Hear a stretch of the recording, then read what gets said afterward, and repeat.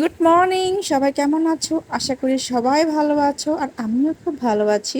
আজকে আমি সকালে নাস্তা বানাবো পাস্তা। তো পাস্তাটা সিদ্ধ করতে বসিয়ে দিলাম, আর পাশে আমার ছেলের জন্য নুডলস সিদ্ধ করতে বসিয়ে দিলাম। হয়ে গেল আমার ছেলে নুডলস সিদ্ধ, আর সাথে একটু ম্যাগি নুডলসের মশলাটা দিলাম। তো এখন ওকে আমি খাওয়াবো, আর খাওয়ানোর শেষে আমি এসে পড়লাম আমাদের জন্য নাস্তা বানাতে।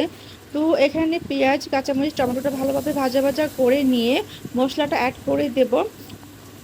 অ্যাড করার পর ভালোভাবে নাড়াচাড়া করে পাস্তাটা আমি দিয়ে দেব। এই তো এখন পাস্তাটা আমি অ্যাড করে দিচ্ছি। এখন পাস্তাটা দেওয়ার পরে ভালোভাবে নাড়াচাড়া করব।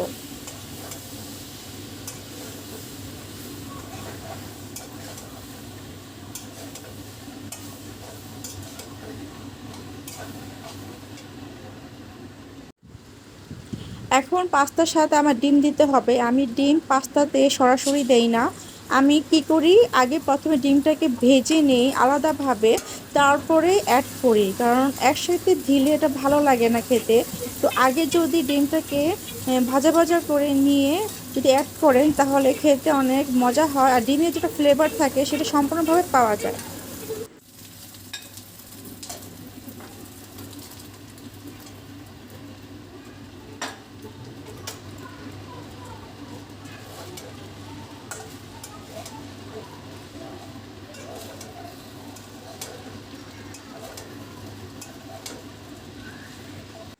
তো পাস্তা একদম রেডি হয়ে গেছে। তো এখন আমি আমার হাজবেন্ড নাস্তাটা খাবো।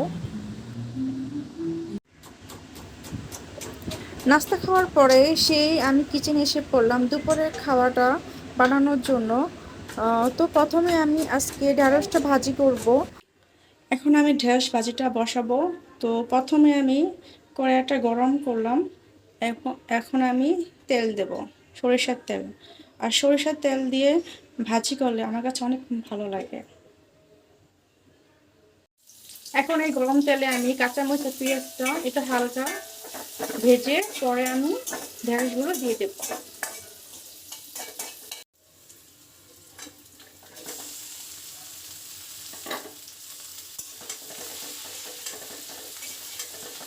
এখন এর মধ্যে আমি লবণ আর একটু হলুদ, একটু মরিচ আর একটু জিরে গুঁড়ো দিয়ে দেবো।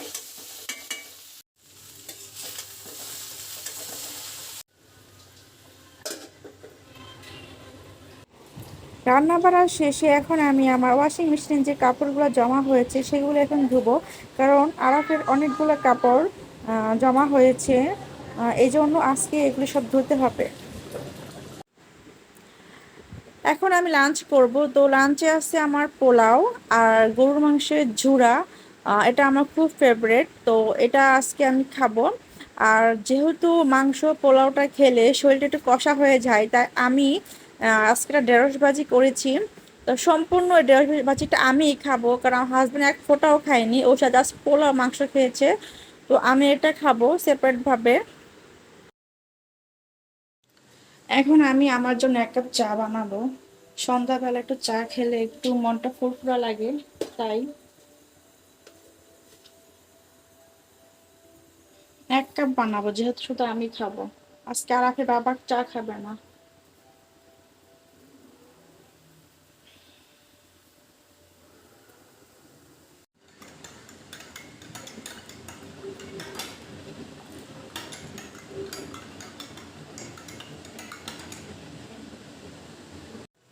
এখন রাত 8টা বাজে, তো এখন আমি ডিনারটা সেরে ফেলবো। এর জন্য আমি আটাটা গুললাম। তো এখন আমি একটা পরোটা বানাবো বড় করে। হয়ে গেল আমার পরোটা বানানো। এখন আমি মাংসের ঝুড়া দিয়ে পরোটাটা খাবো।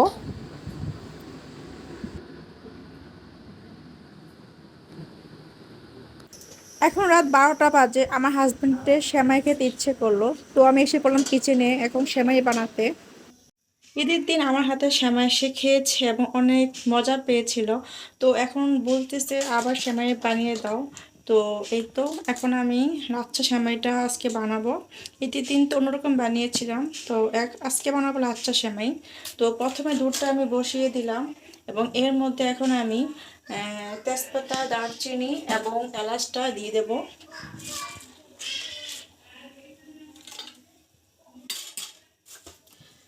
সব কিছু দেওয়ার আগে ভালোভাবে ধুয়ে নেবেন, তাহলে কারণ মশলাতে অনেক ময়লা থাকে।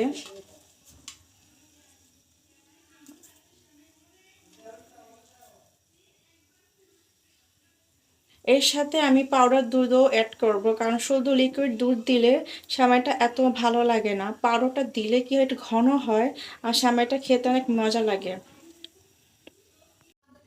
এর মধ্যে এই দুধটাও আমি অ্যাড করব ড্যানিশ, যেহেতু এখানে চিনির পরিমাণও দেওয়া আছে আর দুধও আছে, তাই এটা দিলে আমার চিনিটা একটু কম লাগবে।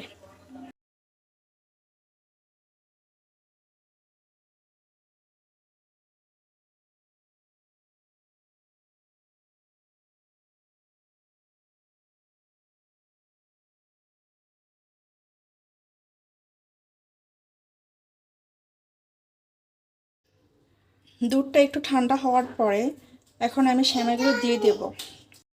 দেখুন এখন কয়েকটা বাজে, 12:30 বাজে। এখন ওর সেমাই খেতে ইচ্ছে করলো। নাও, তোমার জন্য সেমাই আনলাম। Thank you. কি ব্যাপার, এত রাতে তোমার সেমাই খেতে ইচ্ছে করলো কেন? কারণ তোমার হাতের সেমাই আমার অনেক ভালো লাগে তাই। ওকে, কেমন হলো সেমাইটা আজকে? সুপার। তাই